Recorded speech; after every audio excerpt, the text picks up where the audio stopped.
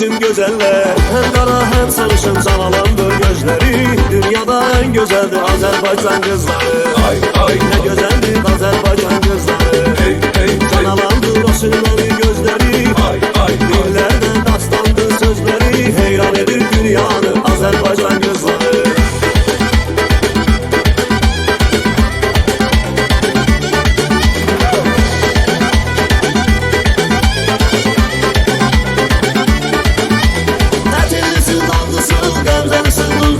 Sadık düzgün sevgisi Azerbaycan kızları. Gelmeyesiniz güzel, sevgi bəxşedin bize. Allah yar olsun siz Azerbaycan kızları.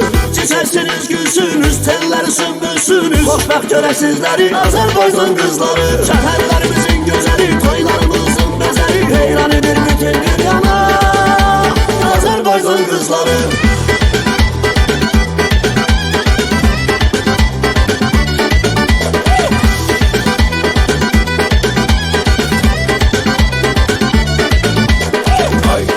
Güzeldir Azerbaycan kızları. Hey hey canalandır o sürmeli gözleri. Ay ay dillerde dastandır sözleri.